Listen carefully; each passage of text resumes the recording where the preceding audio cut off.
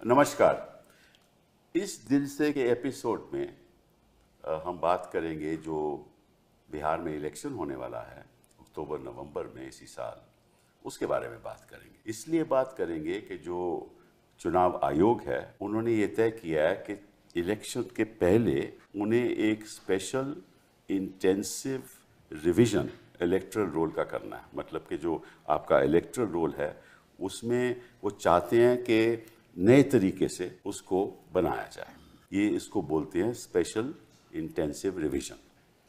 अब आपको मालूम है कि किसी भी जगह जब चुनाव होने वाला होता है तो जो इलेक्टरल रोल होता है देश की हर कंस्टिट्यूएंसी में जनवरी 1 उसी साल का, नए साल का इलेक्टरल रोल बनता है। उसके बाद अप्रैल में बनता है क्वार्टरली, उसको अपडेट किया जाता है। तो 2003 में जो इलेक्टरल रोल बिहार का था वो सालाना अपडेट होता रहा और 2025 तक अपडेट होता रहा। इलेक्शन आने वाला था, इलेक्टरल रोल तो उनके पास था, अपडेटेड इलेक्टरल रोल। इन्होंने मालूम नहीं क्यों सोचा कि इसका नए तरीके से इलेक्टरल रोल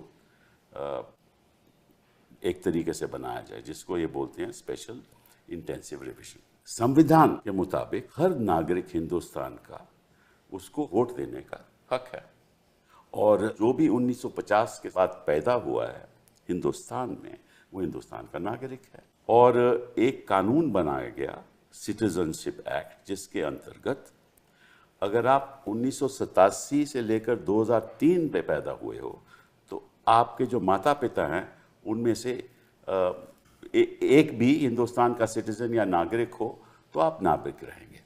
और अगर 2003 के बाद पैदा हुए हो तो फिर आपके माता पिता में से एक सिटीजनशिप होना चाहिए और दूसरा इलीगल इमिग्रेंट नहीं होना चाहिए, बाहर से नहीं वो आना चाहिए, चाहे वो माता हो चाहे वो पिता हो। तो यही दो एक एक्सेप्शंस हैं, अदरवाइज आप हिंदुस्तान के नागरिक हो। तो हिंदुस्तान के नागरिक को हक है वोट करने का।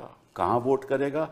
जहाँ वो रहता है, जहाँ वो अक्सर मतलब कि उसका घर है, उसके फैमिली का घर है, वहाँ वोट करेगा। अगर मैं चंडीगढ़ का रहने वाला हूँ और मैं यहाँ दिल्ली में काम कर रहा हूँ तो मुझे वोट देना है चंडीगढ़। और अगर पटना का रहने वाला हूँ और काम कर रहा हूँ दिल्ली तो मुझे वोट देना है पटना, क्योंकि वहाँ मेरी रिहाइश है, मेरी फैमिली है। ये संविधान के अंतर्गत लिखा हुआ है। लेकिन अगर आप देश के नागरिक नहीं हो, सिटीजन नहीं हो, तो फिर किसी और को कहना पड़ेगा कि आप सिटीजन नहीं हो, तो वही प्रूव करेगा। लेकिन जो असली मुद्दा इसके बीच है कि ये चुनाव आयोग कर क्यों रहा है, और मैं अपनी तरफ से बोल रहा हूँ, मेरी व्यक्तिगत राय है कि मुझे आज तक समझ नहीं आई कि चुनाव आयोग यह क्यों कर रहा है। कुछ लोग कहते हैं कि धांधलेबाजी हो रही है, कि जो इलेक्टोरल रोल में जो वोट जिनके नाम वोटर लिस्ट पे हैं 2025 की वोटर लिस्ट पे, उनको काटा जा रहा है। और कई जो मीडिया चैनल्स हैं जिनको हम गोदी मीडिया भी कहते हैं, वहाँ भी दिखाया जा रहा है कि एक जगह पे 11-11 लोग, उनके नाम जो जिंदा भी हैं, काट दिए गए हैं। अब हमें नहीं मालूम ये कैसे हुआ, क्योंकि 2025 के इलेक्टोरल रोल में उनके नाम हैं लेकिन अब काट दिए गए हैं। तो कई याचिका सुप्रीम कोर्ट में गई और वो चर्चा हो रही है और उस पर हम नहीं जाएंगे क्योंकि जो सुप्रीम कोर्ट फैसला करेगा सर आंखों पर। लेकिन ये मुद्दा ज़रूर है कि ये हो क्यों रहा है, इसके पीछे मकसद क्या है, सोच क्या है, और होना चाहिए या नहीं होना चाहिए था। अगर होना चाहिए था तो किस तरीके से होना चाहिए था, तो इस पे चर्चा होगी। और आज हमारे साथ 3 ऐसे लोग हैं जिनको बहुत मतलब के गहरी जानकारी है इसके बारे में। लवासा साहब, thank you very much for being here. आप स्कूलिंग में आपकी बेलगांव मिलिट्री स्कूल में आपकी स्कूलिंग हुई, उसके बाद इंग्लिश लिटरेचर आपने दिल्ली यूनिवर्सिटी से किया, फिर आपने एमफिल लिया मद्रास यूनिवर्सिटी से, फिर आपने एमबीए किया ऑस्ट्रेलिया में। 1980 में आप आईएएस ऑफिसर बने। आपने 3 सेक्रेटरीज डिपार्टमेंट के सेक्रेटरी आप बने, एनवायरनमेंट के सेक्रेटरी, सिविल एविएशन के सेक्रेटरी, फाइनेंस सेक्रेटरी। फिर उसके बाद इलेक्शन कमिश्नर बने 2018 से लेकर 2020 तक, और फिर उसके बाद आप एडीबी चले गए और वहाँ आप 2020 से लेकर 2022 तक एडीबी में रहे और वापस आ गए। तो थैंक यू वेरी मच। आपको इसके बारे में हमसे आपसे पूछ देंगे कि आपकी राय क्या है। Manoj ji, thank you very much for being here. आप 2 बार, तो अभी दूसरी बार है आपकी member of parliament Rajya Sabha. Delhi university से आपने एमए किया और फिर आपने पीएचडी भी की। उसके बाद आप जामिया में पढ़ाते रहे 2002 तक। उसके बाद आप दिल्ली यूनिवर्सिटी पर आ रहे हो और 2014 के बाद आप हेड ऑफ डिपार्टमेंट और डिपार्टमेंट ऑफ सोशल वेलफेयर। और आप एज मेंबर ऑफ पार्लियामेंट जो मुद्दे आप उठाते हो हम तो बड़े गौर से सुनते हैं भैया। हाँ, और ऐसी ऐसी बातें जो आप करते हो सरल तरीके से और दिल से, शुक्रिया। जैसे ये प्रोग्राम है, हम बड़े गौर से सुनते हैं। So thank you very much for being here. चोकर साहब, मैं आपके बारे में क्या बताऊं? मैकेनिकल इंजीनियर आप, प्रोडक्शन इंजीनियर आप, एकेडमिक आप, ग्रेजुएट आप, पीएचडी आप। कौन सी ऐसी न्यूज़पेपर है जहां आप लिखते नहीं हो? कौन सी ऐसी यूनिवर्सिटीज़ हैं दुनिया में जहां आप पढ़ाते नहीं हो, जहां आप लेक्चर नहीं देते? तो आपने एलएलबी भी गुजरात से कर रखा है, तो कितने रूप आपने धारण किए हैं। और सबसे अच्छी बात जो है कि जो देश के सामने जो अहम मुद्दे हैं, चाहे वो इन्वायरमेंट का हो, किसी चीज़ का भी हो, आप उठाते हैं। और इस समय आप ट्रस्टी हैं और आप ज़मीनी जुड़ी हुई बात करते हैं, आपको मालूम है कि वहाँ क्या हो रहा है। तो पहले मैं लवासा साहब आपसे पूछूंगा, एक बात मुझे आज तक समझ नहीं आई कि संविधान में तो लिखा है कि चाहे आदमी गरीब हो, अमीर हो, मैट्रिकुलेट हो, किसी कास्ट का हो और पासपोर्ट भी हो उसके पास, ठीक है ना, कुछ भी हो, अगर वो 18 साल से उसकी आयु है और जिस जगह वो रहता है वहाँ वोट करने का उसको हक है, तो ये सब क्यों हो रहा है? देखिए, अगर इसको आप उस नज़रिए से देखें जिस नज़रिए से निर्वाचन आयोग ने अपना 24 जून का ऑर्डर जारी किया था, तो उनमें उन्होंने एक लफ्ज़ इस्तेमाल किया था कि no eligible voter should be left out, right, and no ineligible person should be left inside the. Correct. तो अब ये एक तरह से अभी वर्क इन प्रोग्रेस है, लेकिन प्रोग्रेस क्या हुआ है मुझे अभी तक समझ में नहीं आया, क्योंकि कोई भी एलिजिबल पर्सन, आज तक जो हमको सूचना मिली है उसमें ऐसा पता नहीं चलता कि कोई एलिजिबल पर्सन नया शामिल हुआ है। जो पहले 7,89,00,000 लोगों की सूची जारी हुई थी, वो तो सारे एक तरह से इलेक्शन कमीशन पहले उनको एलिजिबल मान चुका है। दूसरा, जो इन एलिजिबल को निकालने वाली बात, तो मेरे हिसाब से आर्टिकल 326 के हिसाब से इन एलिजिबिलिटी के 4 पैमाने। एक ये कि आप भारत के नागरिक नहीं हैं, दूसरा ये कि आप इंसेन हैं, तीसरा ये या अनसाउंड माइंड है, तीसरा ये कि आप 18 साल से कम हैं, और चौथा ये कि you have been otherwise disqualified. तो मुझे नहीं लगता कि अब तक जो सूची हमारे सामने आई है उसमें इन 4 कैटेगरी का कोई भी इलेक्टर पाया गया है। हाँ, 65 लाख लोगों को एक्सक्लूड किया है, लेकिन वो जैसा बताया कि कुछ डेड हो गए या कुछ परमानेंटली माइग्रेट कर गए।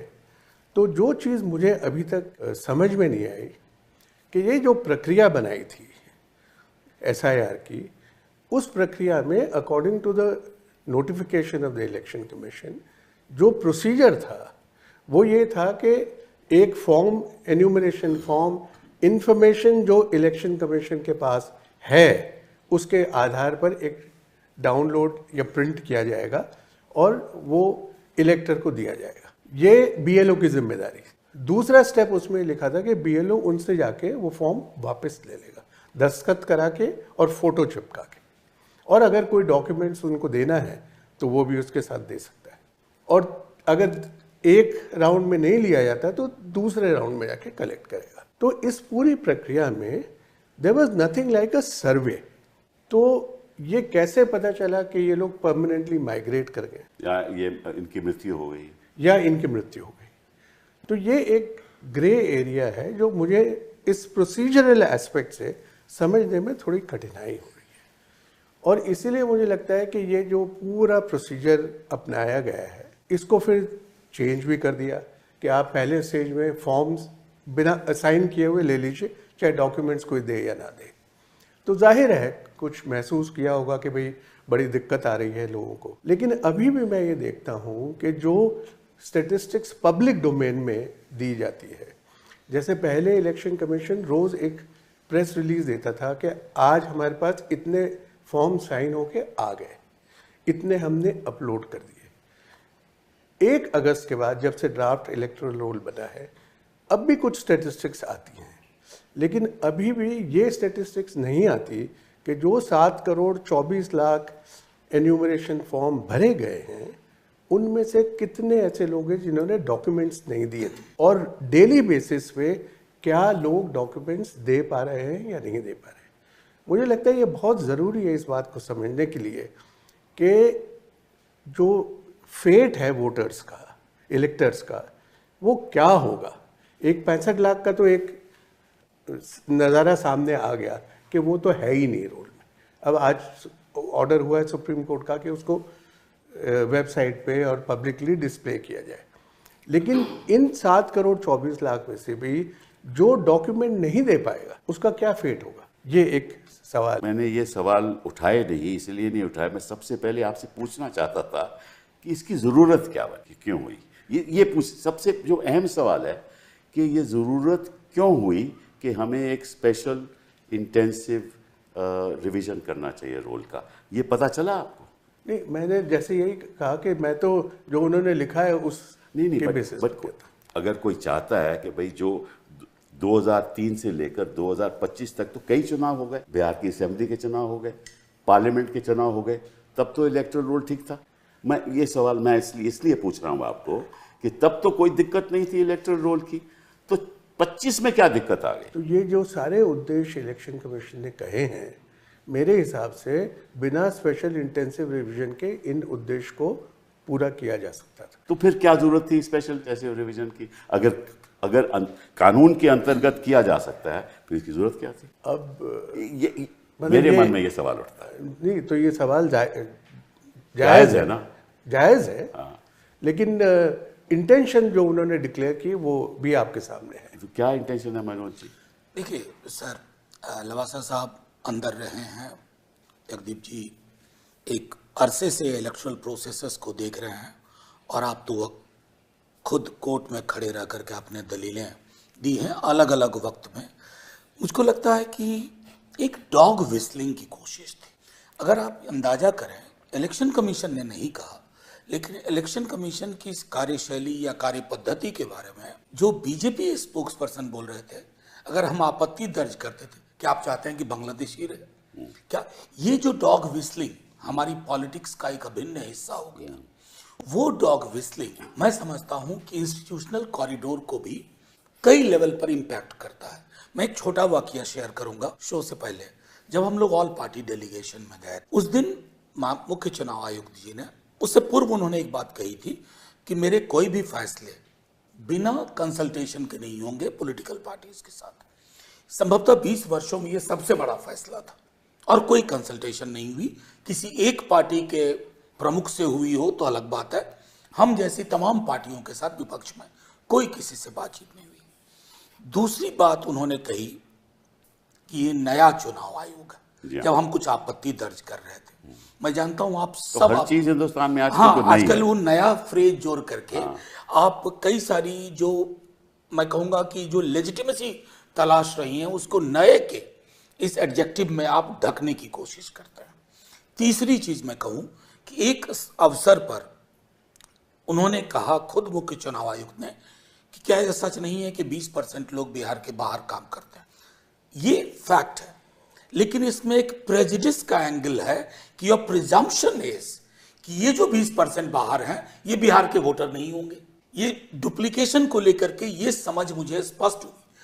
उस स्तर पर मैंने एक बात रखी। मैंने कहा मैं दिल्ली 90 में आया, पढ़ाई कर रहा था, फिर नौकरी मिल गई, लेकिन 2005 तक मैं दिल्ली का वोटर नहीं बना। 15 वर्षों तक हर चुनाव में मैं बिहार जाता रहा, पर्व त्योहार की तरह, होली, दिवाली, ईद, बकरीद और चुनाव, क्योंकि बिहार में चुनाव को उत्सव की तरह लेते हैं। मैं समझता हूं कि कई दफा पूर्वाग्रह जो सिस्टम के अंदर होता है, उस पूर्वाग्रह की भी परिणति होती है। अभी 65 लाख जो बताए, आज की जो सबसे बड़ी चीज जो मैं मानता हूं अंधी गुफा में रोशनी का सुराग है कि अब वर्गीकृत आंकड़ा देना होगा कि मृत्यु से इतने लोग निकल गए। अब मृत्यु के लिए भी, क्योंकि आपने खुद देखा कि कोर्ट में मरे हुए लोग आ गए थे, तो ये तो उस दिन तो 2-3 थे, ये संख्या ज्यादा भी हो सकती है। शिफ्टेड, परमानेंटली शिफ्टेड, आपको ये दस्तावेज कौन सा मिला कि दे आर परमानेंटली शिफ्टेड? कहीं ऐसा तो नहीं कि जो उस मीटिंग में प्रिजम्पशन था, पूर्वाग्रह वाला प्रिजम्पशन, कहीं वो प्रिजम्पशन फैक्ट को तो कलर नहीं कर रहा। सिमिलरली डुप्लीकेशन को लेकर के कि जो वहां भी वोटर है उसका क्या प्रमाण है? आप 2 EPIC नंबर लगा देते इस आंकड़े के सामने, इनका एक EPIC वाराणसी का है और एक सासाराम का है। तो मैं समझता हूं कि ये सारी चीजें अगर हम देखें, संभवतः चुनाव आयोग का ये फैसला अपना नहीं था, मेरा मानना है। एक चीज मैं जरूर कहूंगा सर, इस कपिल सर, इस प्रक्रिया में कि सबसे बड़ी चीज है कि 2003 का जो SIR हुआ, मैंने बड़ी कोशिश की आर्काइव में जाकर के कि उसके बारे में पता करूं कि किस किस ने आपत्ति की थी। सरकार अटल जी की थी यहाँ, जी हाँ, और मुझे एक प्रमाण दस्तावेज नहीं मिला। ये आराम से हो गया जो लवासा साहब बता रहे थे। इसको मैं समझता हूं कि बड़े पोस्टर इसके बनवाए गए क्योंकि निहितार्थ कुछ और था। डॉग विस्लिंग की कोशिश थी, पोलराइजेशन हो जाए, क्योंकि ये हर चीज में पोलराइजेशन की कोशिश करते हैं। पोलराइजेशन क्यों बार बार आकर के BJP spokes person, top ministers कह रहे थे कि तेजस्वी या राहुल जी ऐसा कह रहे हैं, do you want Bangladeshi in your electoral rule? Nobody wants that. वही ठीक है। उसी संदर्भ में सवाल पूछना चाहता हूँ चोगर साहब, आप बताइए कि चलिए मान लीजिए कि बांग्लादेशी आ गए, मान लीजिए, अब कितने आए ये तो कोई नहीं बताता, कब आए ये भी कोई नहीं बताता, कैसे आए ये भी नहीं कोई बताता, चुनाव आयोग को भी नहीं मालूम। इस बात का अगर मालूम होता तो हमें बता देते।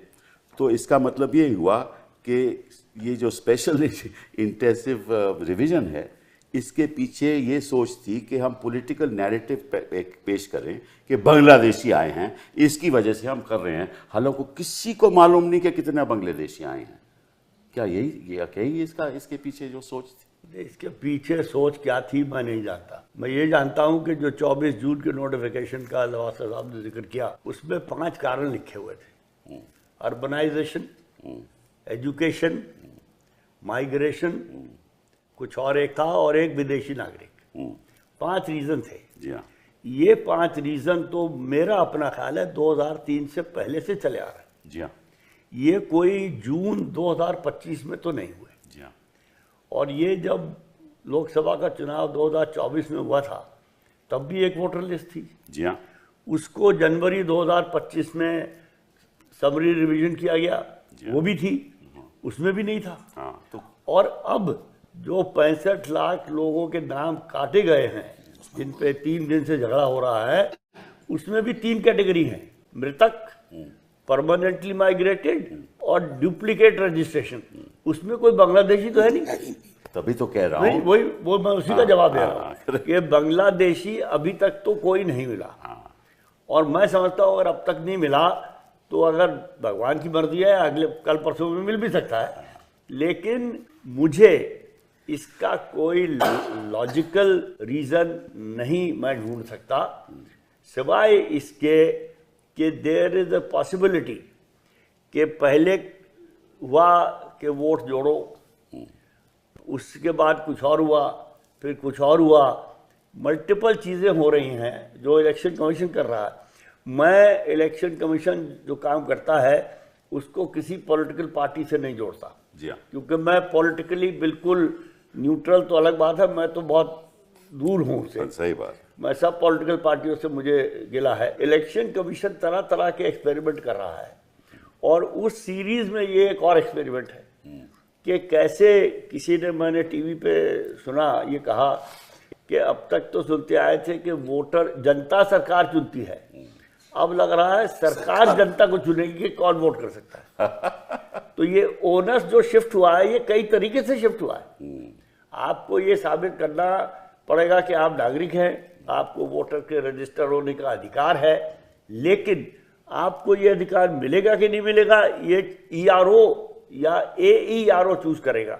वो मैंने कहीं किसी आपके सीनियर से पूछा था कि ERO किस लेवल का होता है, मैंने कहा BDO होता है, उसने कहा तहसीलदार होता है। अब जो भी है, लेकिन क्या उस लेवल के सरकारी अफसर को ये तय करने का अधिकार है कि आप वोट दें या ना दें? जी हाँ। तो ये जो बात है, ये मेरे ख्याल में इलेक्शन कमीशन का एक ओवर स्टेपिंग है। और मैं इलेक्शन के बारे में, मेरा एक आर्टिकल आज फ्रंटलाइन में छपा है, वो ऑब्वियसली इलेक्शन कमीशन को तो अच्छा नहीं लगेगा, लेकिन इलेक्शन कमीशन को एक गलतफहमी हो गई है। With due respect sir, election commission बनाया इसलिए गया था कि नागरिकों को मत डालने का अधिकार है, मताधिकार है।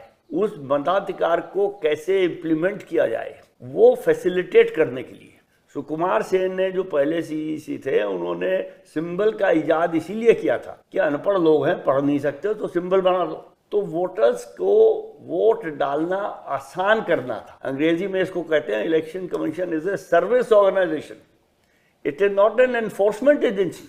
लेकिन ओवर द ईयर, जब लवासा साहब भी इलेक्शन कमिश्नर थे, मैं इनके दफ्तर में पहली बार वहीं इनसे मिला था, तो इलेक्शन कमीशन का एटीट्यूड था कि हम लोगों की कैसे मदद कर सकते हैं कि वो अपना वोट डाल सके, सही से डाल सके, बिना किसी दबाव के डाल सके। Inclusive exercise. बिल्कुल।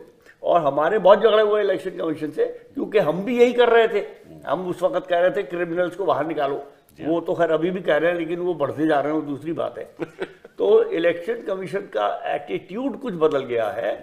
उनका जो मानसिक सोचने का तरीका है वो ये हो गया कि हम एनफोर्समेंट एजेंसी हैं और हमें इलेक्शन के बारे में सब पता है, किसी और को कुछ पता नहीं है। और मैं एक कदम आगे जाऊंगा, माफ कीजिए लंबा हो गया, कि उन्हें पता है और पॉलिटिकल पार्टियों को पता है, नागरिक तो कुछ है ही नहीं। हमने जब ये 65 लाख की जो ब्रेकअप मांगा हुआ, हमारी इंटरवेंशन एप्लीकेशन है, वो उसमें लिख के दिया है कि हमें पॉलिटिकल पार्टियों को भी देने के लिए कोई कानून नहीं है, लेकिन हम अपने फराख दिल हैं कि हमने पॉलिटिकल पार्टियों को दे दिया। आप कौन होते हैं? नागरिक does not exist seemingly in the vocabulary of the election commission, जबकि नागरिकों की वजह से ही इलेक्शन कमीशन है, और नागरिकों को इलेक्शन कमीशन अकाउंटेबल है थ्रू द कॉन्स्टिट्यूशन। बट वो पॉलिटिकल पार्टी, तो अगेन पॉलिटिकल पार्टियों को बड़ा चढ़ाता है इलेक्शन कमीशन, नागरिकों को बिल्कुल बात करने को तैयार नहीं। एक बार याद आई कि आज ही एडीआर के संदर्भ में एक बहुत ही अशोभनीय टिप्पणी कर दी, मैं वो लिख के लाया हूँ। मतलब इससे भी पता चलता है कि what is transpiring. Election commission के वकील ने कहा, आपने भी सुना होगा, कि we are concerned with the voter, we do not want ADR to be doing data mining sitting in Delhi. ये डेटा माइनिंग तो सारी इन पिटीशन में एडीआर ने की नहीं है, दूसरे लोग कर रहे हैं। नहीं, इसमें मैं एक बात ये जोड़ना चाहता हूँ कि, और इससे बेहतर, आपसे बेहतर कौन जानेगा, कि जो संविधान में जितनी भी इंडिपेंडेंट इंस्टीट्यूशंस बनाई गई है, कॉन्स्टिट्यूशनल बॉडीज, मुझे लगता है election commission is the only agency और बॉडी जिसका सरोकार सीधा नागरिक से। जी हाँ। बाकी जितनी भी बॉडीज हैं उनका काम गवर्नमेंट के ऊपर डिपेंड करता है, चाहे पार्लियामेंट हो, चाहे फाइनेंस कमीशन हो, चाहे कोर्ट्स हो, गवर्नमेंट के काम के ऊपर superintendent direction and control but their construct and purpose and function are directly related to the people of this country, and that is why they have always been very very inclusive. और जैसा पहले भी कई बार कहा जा चुका है कि that is why the EPR ratio in India is one of the highest in the world, क्योंकि वो चाहते हैं कि भाई कोई भी मत छोड़ो। मतलब ये तो एन्यूमरेशन ऑफ वोटर्स की बात, इलेक्टर्स की बात है, वोट डलवाते वक्त भी आपने देखा होगा कई किस्से हैं कि एक एक वोटर के लिए कहाँ कहाँ पोलिंग स्टेशन बनाए गए। तो मंशा हमेशा से और तरीका भी यही रहा है कि भाई सबको इंक्लूड करके साथ ले चलो। एक बात मैं और कहना चाहता हूँ जो थोड़ा मुझे आश्चर्यचकित करती है, इलेक्शन कमीशन हमेशा प्रोसीजर्स में बड़ा स्ट्रॉन्ग रहता है। वो हर चीज़ को बहुत सोच समझ के लोगों से सलाह मशवरा करके और फिर प्रोसीजर्स इजाद करता है। और तभी आप इनके जितने SOPs देखें तो वो SOPs बहुत इलेबोरेट है और उनको रिपीटेड ट्रेनिंग के ज़रिए जो ऑफिशियल्स हैं उनमें ड्रिल किया जाता है कि भाई आपको लिफाफा ऐसे खोलना है, ऐसे मोड़ना है, वगैरह वगैरह। तो ये जो इस बार प्रोसीजर अपनाया है इसमें कई चीज़ें ऐसी हैं जो संशय या सवाल पैदा करती है। जैसे उसमें लिखा हुआ है कि 25 जुलाई तक जो एन्यूमरेशन फॉर्म दिए जाएंगे उसमें बीएलओ रिकमेंड करेगा, और जो बीएलओ रिकमेंड नहीं करेगा उसको एईआरओ स्क्रूटिनाइज करेगा। ये प्रक्रिया according to the election commission तो किस आधार पर रेकमेंड करेगा? मैं वही कह रहा हूँ, 26 जुलाई तक ये पूरी करनी थी। ये पूरी प्रोसीजर 26 जुलाई तक करनी थी, लेकिन रिकमेंडेशन का मतलब क्या है? Positive, negative, on what basis will he recommend, on what basis he will not recommend, and then what, how will the AERO scrutinise, वो क्या चीज अपने जहन में रखेगा? तो ये कुछ भी क्लियर नहीं हुआ। तो इसलिए मुझे लगा कि ये सारी चीज़ों के बारे में थोड़ी शायद हड़बड़ाहट और जल्दबाजी हुई। आपने एन्यूमरेशन फॉर्म का जिक्र किया था, मैं ज़रूर हट के आपसे बात पूछना चाहता हूँ कि इन्होंने कहा कि अगर आपके पास ये 11 डॉक्यूमेंट है, इन्होंने 11 डॉक्यूमेंट को बताया है, अगर आपके पास वो डॉक्यूमेंट हैं तो आपको हक है वोट करने का। अब मैं आपसे पूछना चाहता हूँ कि दो ही आधार पे हम वोट कर सकते हैं, हम नागरिक हैं और हम उस जगह रहते हैं, तो फिर ये मैट्रिकुलेशन सर्टिफिकेट, ये पासपोर्ट, ये पेंशन का मिलना, ये हाउस अलॉटमेंट होना, इसका तो संविधान से कोई ताल्लुक नहीं है। ये क्यों हो रहा है? ये क्यों हो रहा है? मुझे लगता है कि इसको दो अलग तरीके से देखना चाहिए।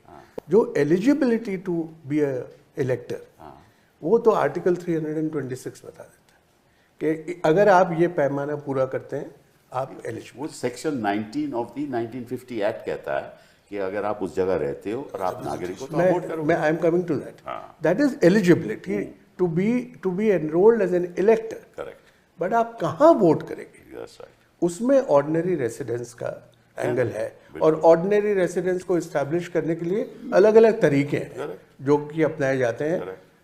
अब इन्होंने कहा आपका बर्थ सर्टिफिकेट होना चाहिए, लाखों करोड़ों लोगों के पास बर्थ सर्टिफिकेट नहीं है हिंदुस्तान में, तो ये क्यों इन्होंने रखा 11 डॉक्यूमेंट में बर्थ सर्टिफिकेट लाओ? तो मैं आपसे यही पूछ रहा हूं, इस 11 डॉक्यूमेंट का मकसद क्या है? ये मुझे आज तक समझ नहीं आया। मैं कोर्ट की बहस में नहीं जा रहा, मैं आपसे एक एक्सट्रीम सवाल पूछता हूं कि अगर कोई शख्स इस देश में पैदा हुआ है और वो बिल्कुल अनपढ़ है, बिल्कुल, उसको सरकार की किसी स्कीम में कुछ नहीं लेना देना, क्या वो वोट नहीं दे सकता? तो 11 डॉक्यूमेंट में नहीं आएगा तो कैसे वोट देगा? उसका जमीन भी नहीं है। बस कैसे वोट देगा फिर? तो इसका मतलब ये 11 डॉक्यूमेंट संविधान के इनफैक्ट विरुद्ध हैं, मतलब कि ये 11 डॉक्यूमेंट का कोई ताल्लुक नहीं है वोट देने। नहीं, मैं ये तो नहीं कहूंगा, लेकिन ये जरूर है कि शुरू से जो आप फर्स्ट टाइम वोटर है, आप सिर्फ एक अंडरटेकिंग देते हैं कि मैं इस अरे वो तो मेरा सेल्फ डिक्लेरेशन है। That's what I'm saying. That is what I'm saying. कहें कि मैं नागरिक हूं, वो माना जाएगा जब तक कोई और नहीं बताएगा कि आप नागरिक नहीं हो, और बर्डन ऑफ प्रूफ उसके ऊपर रहेगा। इसलिए मैं पूछ रहा हूं, ये 11 डॉक्यूमेंट एक एक गिन लो, इसका क्या लेना देना है इलेक्शन इलेक्टर से? एलिजिबिलिटी से मुझे लगता है कोई लेना देना नहीं, फिर क्यों मांग रहे हैं ये? मैं बताता हूँ क्यों मांग। आप बता दीजिए। ये एक्सक्लूजनरी डॉक्यूमेंट को लिस्ट से निकाल सकते हैं। तो मतलब अगर मेरे पास मैट्रिकुलेशन नहीं है, सर्टिफिकेट ले लीजिए, तो मैं गरीब आदमी हूँ, मेरे पास कुछ नहीं है, मैं वोट नहीं दे सकता? नहीं, मैट्रिकुलेशन को लेके ही चलिए। मैंने अपनी ज़िंदगी में, क्योंकि मैं एजुकेशन सेक्टर में 25-30 साल रहा, मैंने लाखों मैट्रिकुलेशन सर्टिफिकेट देखे, उसमें सिर्फ डेट ऑफ बर्थ होती है, प्लेस ऑफ बर्थ नहीं होती। जबकि रिक्वायरमेंट जो एलिजिबिलिटी कंडीशन में है, उसमें name and place of birth आपकी, आपके माता की, आपके पिता की। तो मैट्रिकुलेशन सर्टिफिकेट आपने उस लिस्ट में रखा क्यों है? जो वो काम नहीं करता जो आप उससे करवाना चाहते हैं। मैं इसलिए बता रहा हूँ कि आपने जो कहा ना कि ये 24 जून का जो 19 पन्ने का नोटिफिकेशन है, उसमें इतनी इंटरनल कॉन्ट्रडिक्शंस हैं, बहुत ज़्यादा इंटरनल। एक पैराग्राफ में कुछ है, दूसरे में कुछ है।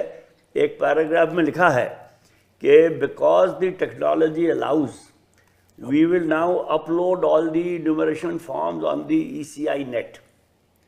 अगले सेंटेंस में लिखा है they will be accessible only to people authorised by the election commission. तो एक सेंटेंस में कह रहे हैं ट्रांसपेरेंसी कर रहे हैं, दूसरे में कर रहे हैं कि हम अथॉरिटी देंगे।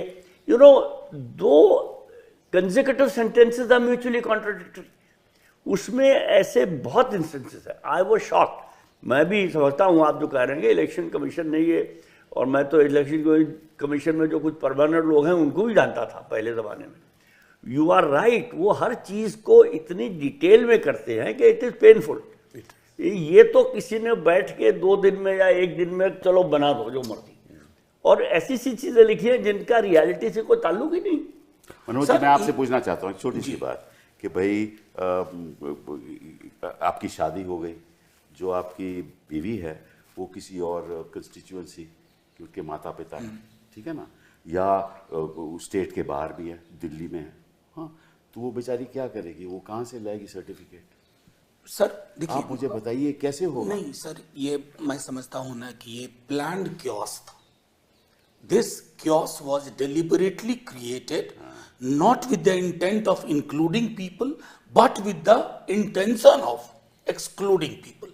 मैं आपको बताऊं, हमने ये कहा भी था कि ये 11 दस्तावेज, क्या चुनाव आयोग ने कोई अध्ययन करवाया? इन दस्तावेजों से ही एलिजिबिलिटी प्रामाणिक होती है। ये तो कॉन्स्टिट्यूशन के खिलाफ है मेरे हिसाब बिल्कुल से। मतलब जो संविधान की जो अवधारणा आप या लवासा साहब कह रहे थे, उस अवधारणा के चरित्र उसके खिलाफ जाता है, नंबर 1। दूसरा, जो वर्किंग स्टाइल में कहूं चुनाव आयोग का, मैंने इतने चुनाव आयुक्त देखे इंक्लूडिंग लवासा साहब, मीटिंग्स हुई है, ये आत्ममुग्धता जितनी अभी मैं देख रहा हूं कि सोशल मीडिया में बड़ी सी तस्वीर, मिसलीडिंग, मतलब you don't expect your election commission which is a non partisan. Hindustan बदल रहा है, आप समझते नहीं हैं। सर इतना भी ना बदल जाए कि नागरिक ही बाहर हो जाए हिंदुस्तान से। कुछ तो जाहिर है। नहीं, लेकिन सिब्बल साहब एक चीज़ और है, मतलब ये तो हमने दस्तावेज की बात की ना, मैं आपको बहुत एलिमेंट्री चीज़ कहना चाहता हूँ कि ये एक ऐसा प्रोसीजर बनाया गया है जिसमें अगर आप थियोरेटिकली 1951 से वोटर है और 2025 तक आप वोटर है, 95 साल के हो सकते हैं, लेकिन मैं अगर आपका वो फॉर्म साइन करके आपको नहीं देता तो आपने आई एम आउट। नहीं कोई भाव, वो बीएलओ कर देगा ना। बीएलओ कर देगा साइन। मतलब ये ऐसा तो नहीं लिखा हुआ कि बीएलओ कर देगा, लिखा तो नहीं हुआ लेकिन हुआ तो तो है। प्रोसीजर ऐसा इजाद हुआ हाँ। है जो हम कह रहे हैं कि एक्सक्लूजनरी है।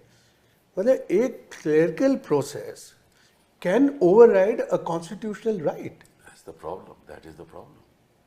ये सबसे बड़ा और बड़ी ईआरओ विडंबना के है वो ये। डिस्क्रिशन पे चीजों को छोड़ना, मतलब लिटरली जो वर्ड हमसे कहा गया था चुनाव आयोग में कि ही और she will satisfy himself, I mean on constitutional position, ये personal satisfaction of an ERO और AERO, and how do you look at it? लवाल साहब, एक और 5 सवाल पूछता हूँ। अब आपने बात की कि इन्यूमरेशन फॉर्म भरा जाएगा। अब इस इन्यूमरेशन फॉर्म के भरने में आपको एक वो उदाहरण देना होगा कि मेरे ये 11 में से ये डॉक्यूमेंट है मेरे पास, देना होगा ना। इन्होंने कहा कि इतने इन्यूमरेशन फॉर्म हमारे पास आ गए हैं, लेकिन इन्होंने ये नहीं बताया कि वो कैसे भरे गए हैं, कितने इन्यूमरेशन फॉर्म में जो 11 दस्तावेजों का उल्लेख है उनमें से एक है, और कितने ब्लैंक हैं, ठीक है, ये भी नहीं किसी को पता।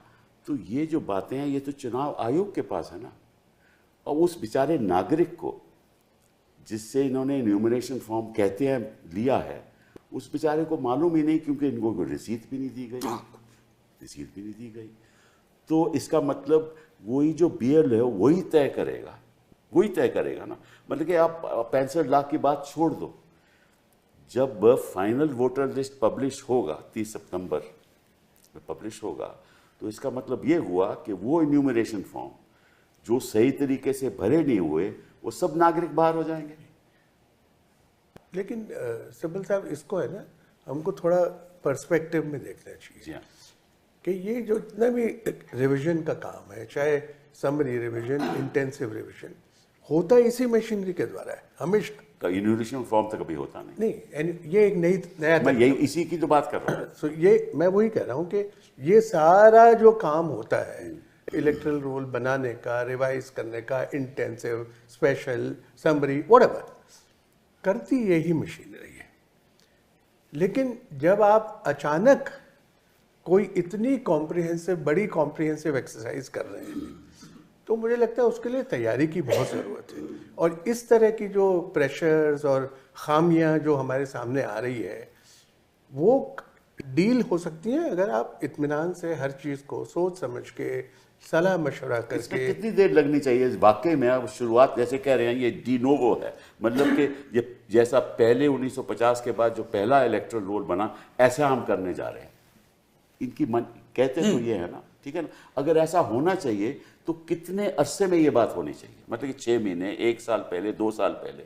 नहीं, मुझे लगता है जैसे जून में इन्होंने ये कहा कि हम सारे देश में करेंगे, हाँ करेक्ट। और अब बाकी स्टेट्स का कहा है 1 जनवरी नेक्स्ट ईयर, बंगाल में शुरू हो गया, तो 1 जनवरी नेक्स्ट ईयर से जी करेंगे। हाँ।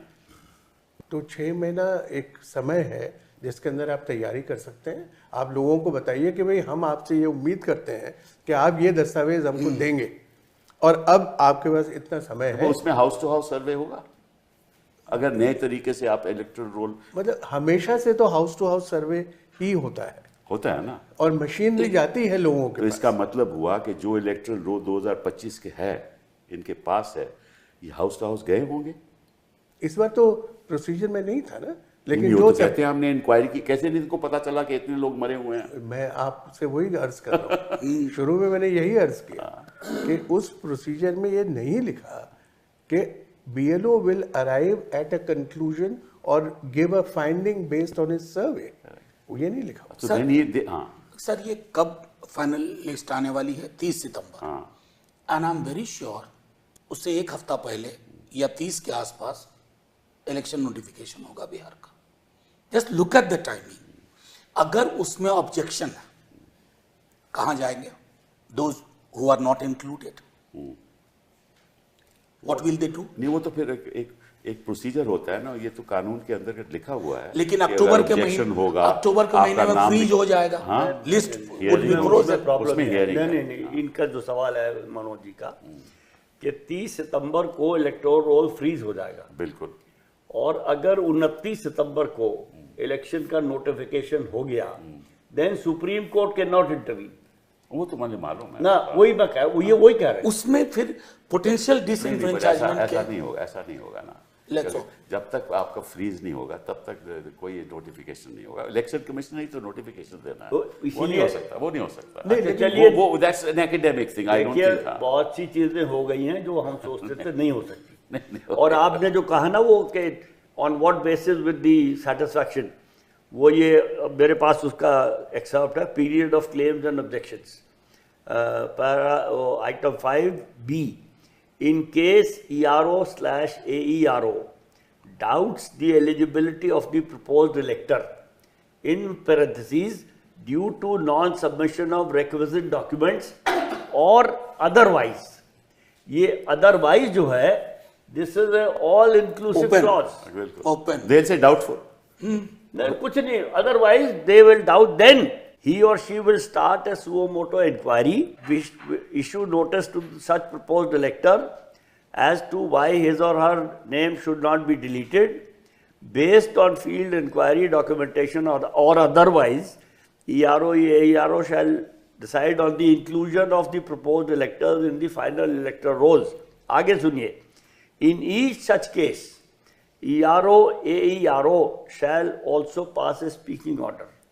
Also, और ये मैंने लाल में रख रखा है, EROs will refer cases of suspected foreign nationals to the competent authority under the Citizenship Act 1955. For these purposes, AERO shall exercise ERO's powers independently under so and so. इसमें जो मोर सीरियस बात यह है कि वो कहेगा doubtful, किस आधार पे कहेगा डाउटफुल? Otherwise, वो तो किसी को मालूम नहीं। otherwise, नहीं, अदरवाइज का भी तो कोई, तो अपील कैसे कोई करेगा? तो there is a process also ना, कि अगर ये फैसला करेगा उसकी अपील होगी, अपील का हक होगा, तो वो अपील तो हो ही नहीं सकती जब तक वो बताएगा नहीं कि भाई डाउटफुल क्यों है। ये तो नहीं, वो आसान बता काम- देगा डाउटफुल, हाँ, इस लेकिन आधार पे। उसका नाम फॉरेनर्स में चला जाए। नहीं, Parallel. That is not necessary, It is not necessary, but it may well happen. Unlikely. लेकिन आपके पास एक उदाहरण है, जब असम में डी वोटर्स की लिस्ट बनाएगी। जी हाँ, वो अलग था, वो तो दैट इज नहीं, मतलब मैं तो एक इसलिए ये एग्जांपल दे रहा हूँ कि अगर आप किसी को इनएलिजिबल घोषित करके निकाल देते हैं तो उसको रीएडमिट कैसे किया जाएगा। जी हाँ। तो जो असम में डी वोटर्स की लिस्ट बनी थी, अब इतने साल बाद किसी को नहीं पता कि उन लोगों का क्या हुआ, वो लोग वापस आए नहीं आए, कितने लोग आए। एंड दूसरा एक्सट्रीम केस ये है कि अब जो सिटीजन्स रजिस्टर बना और जिसमें 19 लाख कुछ लोग निकाले गए, मतलब उनको घोषित किया गया कि ये नॉन सिटीजन्स हैं या डाउटफुल है, but election commission has not removed them from the election. No, they have not. That's true. They have not. So the point which I am making is कि ये इलेक्शन कमीशन तो बहुत फूंक के हमेशा कदम रखता है कि भाई मैं किसी को निकालूंगा नहीं, प्रोसीजर अपना है वो फॉलो करके निकालूंगा। रखता था। 65 लाख निकाल दिए गए हैं sir without following any procedure. अच्छा, 65 लाख की मैं बात करना, एक आपसे सवाल पूछना चाहता हूँ कि 65 लाख में एक कैटेगरी तो है जो बाहर चले गए हैं और who are absent, those who are gone to another state / absent. अब हमें ये नहीं मालूम कितने बाहर गए हैं और कितने एब्सेंट हैं। एंड ऑन व्हाट और एब्सेंट का मतलब क्या हुआ? हाँ। कि मैं सुबह गया हूँ, मैं अपने खेत में गया हूँ, मैंने वहाँ काम किया है, वो किसी ने पूछा है तो बोला ये तो घर पे नहीं है, तो वो तो एब्सेंट हो गया। बिल्कुल। ये किसके कितने लोग ऐसे एब्सेंट हुए हैं, फील्ड कितने रिपोर्ट लोग बाहर गए हैं, फील्ड किसको मालूम? फील्ड रिपोर्ट ये है कि BLO large number of localities में नहीं गए हैं। जो थोड़ा अवेयर हैं वो बीएलओ को अप्रोच करते हैं, बीएलओ टालता है आज नहीं कल आना। ये मैं एक छोटा उदाहरण दूंगा यहाँ। अगर आप माइग्रेशन का पैटर्न देखें बिहार से, तो जिनके पास जमीन मूलतः नहीं है, जो भूमिहीन है, वो एक बड़ा चंक, और वो सीजनल आता है। जी हाँ। आए यहाँ पंजाब मुंबई गए, कोई काम किया, और फिर कटनी रुपाई के वक्त में बिहार गए। अब उस खास वक्त में वो घर पे नहीं मिला, जी हाँ। क्योंकि एक तो वो अव्वल उसका घर उस रूप में नहीं है, जैसे घर एक मध्यम वर्गीय परिकल्पना है, और आपने उसको कह दिया कि नहीं मिला या शिफ्ट कर दिया। हु रिपोर्टेड, किस दस्तावेज के आधार पर? जो मैं कह रहा था शुरू में, जो मुख्य चुनाव आयुक्त जी का प्रिजम्पशन था, प्रेजुडिशियल प्रिजम्पशन, कि 20% people of Bihar they are migrated. That's true, that is true. तो वो प्रिजम्पशन कहीं ना कहीं फ्लॉ वहां है, और वो फ्लॉ मुझको लगता है ये कैटेगरी जो बता रहे हैं शिफ्टेड एब्सेंट। तो एक बार जब आज के डायरेक्शन के आलोक में सारी चीजें आएंगी तो संभवतः पड़ताल और गहन होगी। तो फिर कैसे ये सब तय कैसे होगा लवासा साहब? कैसे कोई तय करेगा कि they were absent, they were not absent, they have shifted out? कितने लोग शिफ्ट किए हैं, इसके बेसिस किसको पता चला है कि कितने लोग शिफ्ट हो गए हैं? ये कोई आंकड़े तो है ही नहीं ना। उन्होंने एक आंकड़ा दे दिया, 22 लाख जो भी दे दिया, फिर उसका कोई बेसिस नहीं है। और अगर आप कहते हैं कि कोई सर्वे नहीं हुआ, आपने कहा ना कि कोई सर्वे नहीं हुआ, फिर उनको पता कैसे चला? मैंने ये कहा कि उसके अंदर कोई प्रोविजन नहीं था सर्वे करने का। नहीं है ना, तो केवल एन्यूमरेशन फॉर्म करना था। तो अगर सर्वे नहीं हुआ या प्रोविजन नहीं है तो इनको पता कैसे चला? मुझे नहीं मालूम। इसका जवाब मैं नहीं दे सकता। तो यार आपने कहा कि उसमें सर्वे का प्रोविजन नहीं था, उसमें तो सर प्रोविजन रसीद देने का भी था। जो प्रोविजन था वो भी नहीं हुआ, तो जिसका प्रोविजन नहीं था उसके होने का तो हजूर सवाल ही पैदा नहीं होता।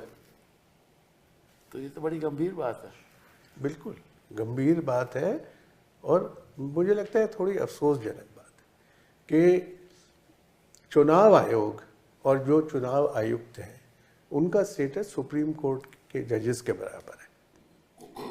तो क्यों चुनाव आयोग ऐसे फैसले करता है जहां कोई और डिसाइड करे कि उनको क्या करना चाहिए? आपको लगता है कि ऐसा हो रहा है? नहीं, मतलब अब सुप्रीम कोर्ट डिसाइड कर रहा है ना। अब द मैटर ये इज बात सुप्रीम कोर्ट। मेरे हिसाब से ये मुद्दा कभी कोर्ट जाना ही नहीं चाहिए। This is what I am saying कि जब आपका स्टेटस सुप्रीम कोर्ट के जजेस के बराबर है तो आप ऐसे निर्णय क्यों कर रहे हैं जिनको लोग जाके और चुनौती दें? मेरे हिसाब से कोई भी इलेक्टोरल रोल आपके पास ऑलरेडी है जो अपडेटेड है 2025 में, आपको गौर करके देखना चाहिए उनमें से कैसे लोग हैं जिनको हम कह सकते हैं कि अब उनको वोट देने का हक नहीं है, चाहे वो उनकी मृत्यु हो गई, चाहे वो कोई और भी रीजन हो, ये तो हम मान सकते हैं। बट एक नए सिरे से सर मैं एक चीज यहाँ इंटरवीन करके, चूंकि संभवतः आप चारों लोगों में से मैं एक व्यक्ति हूं जिनकी इनसे मुलाकात हुई है। नया चुनाव आयोग। सर मैं एक महत्वपूर्ण चुनाव आयोग से आम जनता की पॉलिटिकल पार्टी की इतनी दूरी कभी नहीं थी। जी हाँ, ये बात सही है। It looks appears very distant. और किसी भी डेमोक्रेसी में अगर चुनाव आयोग उसका मनसा वाचा कर्मणा ऐसा लगे कि आप विलग हो लोगों के सरोकार से, अधिकांश चीजें जो इस बीच में हुई हैं इस वजह से हुई हैं कि there is no proper communication. मैं एक छोटा उदाहरण दूं।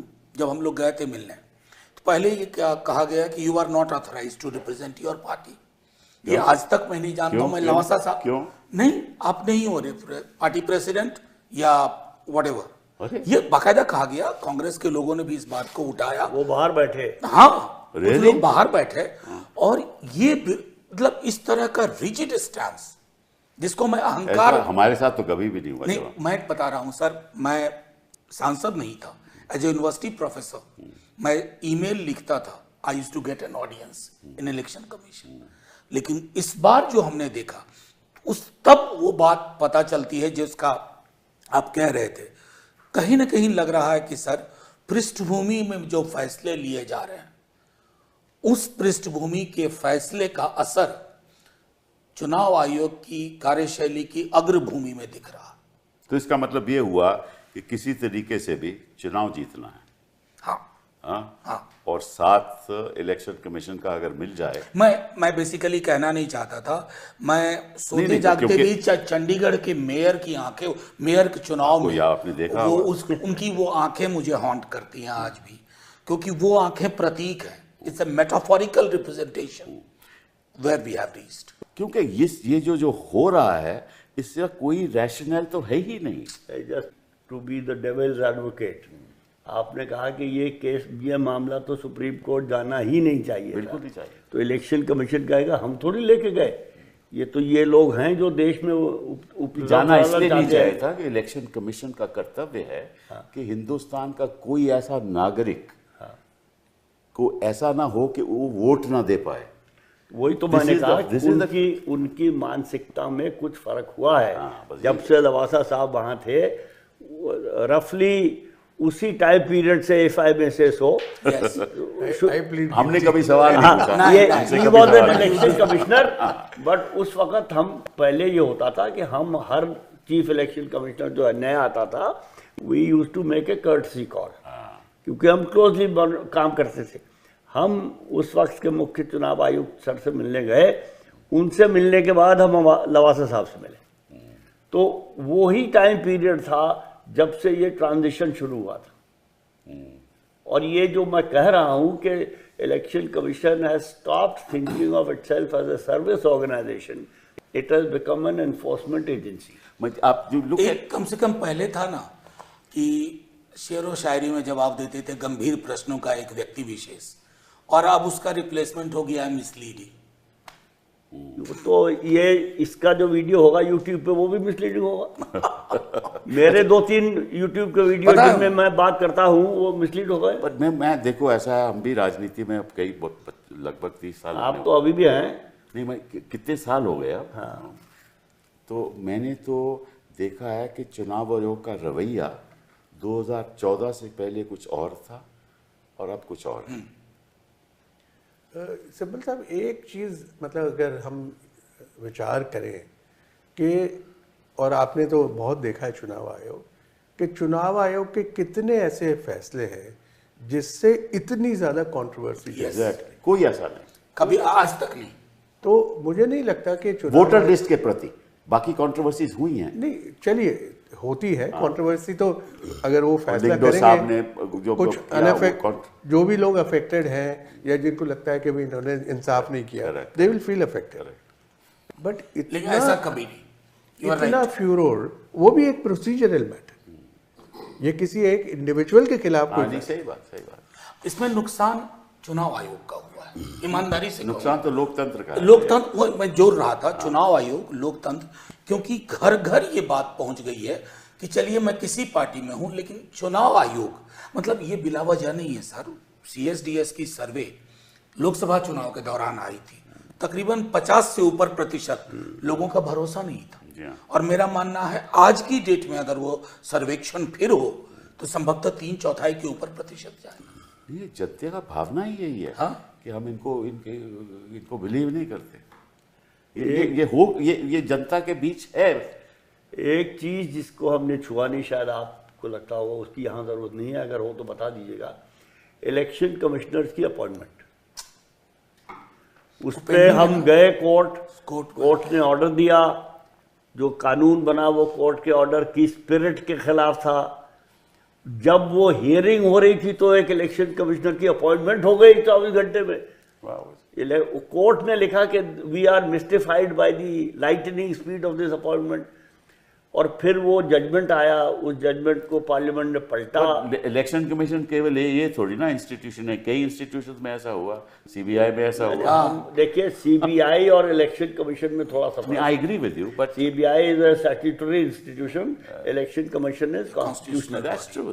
और इलेक्शन कमीशन की अपॉइंटमेंट पे जो उस वक्त हुआ था, और अभी भी वो केस सुप्रीम कोर्ट में कॉन्स्टिट्यूशन बेंच का फैसला है भैया। नहीं, और हमने उसको लॉ को चैलेंज किया है, लेकिन उसकी सुनवाई नहीं हो रही है। तो ये चीजें काफी फैली हुई हैं। That is true.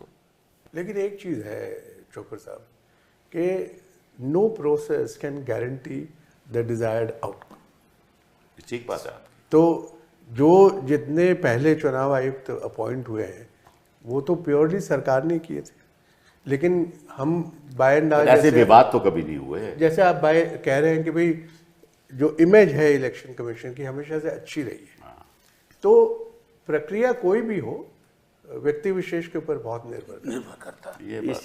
इसी बात को लेके आपको तो पता होगा, प्रोफेसर शिब्बल लाल सक्सेना ने कॉन्स्टिट्यूएंट असेंबली में कहा हुआ है, जो मैंने हिंदू में लिखा था वो कॉन्स्टिट्यूएंट असेंबली के पढ़ने के पहले, कि पार्लियामेंट की 2/3 मेजॉरिटी से इलेक्शन कमीशन अपॉइंट होना चाहिए। बिल्कुल सही। शिब्बल लाल सक्सेना को उस उम्र में उस वक्त ये सूझा था। बट आप देखो यूएस में तो ओपन सेनेट से अपॉइंटमेंट होती है ना, कि अब लेकिन US उसमें भी ऐसे लोग आ रहे हैं जिनमें सर आई मोस्ट हम्बली से यूएस की बात मत करिए। नहीं वो इस क्योंकि वहां जो हो रहा है वो इससे भी, वो मुझे नहीं पता, लेकिन वो अच्छा नहीं है।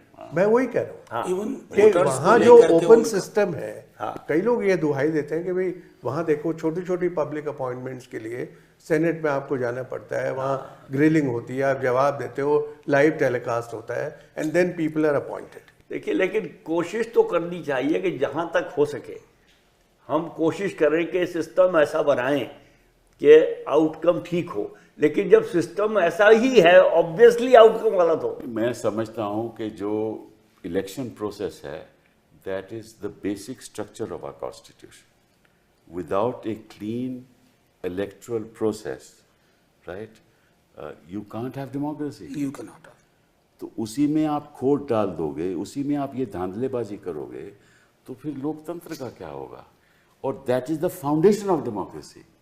One man one vote, one value. That's the foundation of, should not be one man, one person, one vote. One vote, one value. That's the foundation of democracy. आप ऐसी बातें कर रहे हो कि जो that poor man who has nothing, who has no house, who has no certificates, who is not educated, who has, he has the vote. That is his property. And election commission made sure that he will have that right to vote. पर अब उल्टा हो गया। यही कष्ट है, इसको सुधारना होगा। आपका आना बहुत बहुत अच्छा लगा हमें, और ये चर्चा जाएगी, जनता को पता चलेगा कि असलियत क्या है। बहुत बहुत धन्यवाद आपका। Thank you.